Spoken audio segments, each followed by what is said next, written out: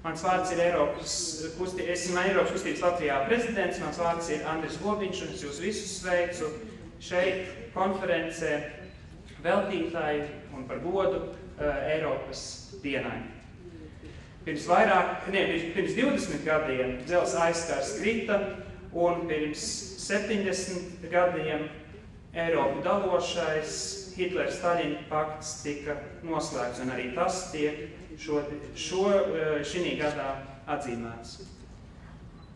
It's my first time I come to Latvia, and I'm very happy to be here to celebrate 20 years since the Baltic Way. And I had the honor with our head of representation just to discover in the park and in the city some of your incredible and very recent history since the Baltic Way. I'm also very happy here to be here today for the European Day and for the 5 years since basically Latvia has joined Europe. I just opened the flower bed there with, some of you might have been there, but quite impressive, I believe, to see in flowers how what Jean Monnet said, we unite Europe, unites people, not just countries.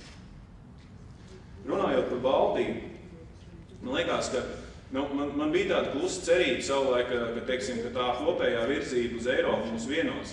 Diemžēl tas tā līdz galam īsti nav noticis. Baltija nav vienota. Tagad man ir jauna cerība, varbūt kā optimistam, ka šī krīze varbūt mūs vienos, ka mēs spēsim saprast to, ka 8 miljonu tirgus ir ievērojami lielāks tirgus, gan noiet ziņā, gan arī darba spēka ziņā, gan arī ideju ziņā.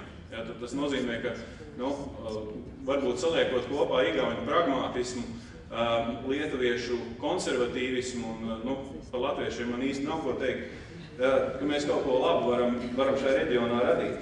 Mēs zinām, ka pastāv Eiropas cilvēktiesību tiesa un, sacīsim, atlaistie ierēģi vienmēr draud valstī ar to, ka viņi aizies līdz pat Strasbūrai, un viens otram tagad arī uzņēmēji draud ar šo instrumentu, taču līdz šim neizmantots ir Eiropas kopienu tiesas. Eiropas kopienu tiesas kompetence attiecās uz tām tiesību normām, kuras dalību valstis, piemēram, nav ieviesusi. Tātad Eiropas tiesība, kas ir atsevišķa tiesība nozara. Eiropas tiesībās ir kāda norma, kas ir labvēlīga personai, bet valsts to nav ieviesusi. Dalību valsts persona var tieši prasīt šīs normas piemērošanu. Pat ja tāda likuma Latvijā tieši nav.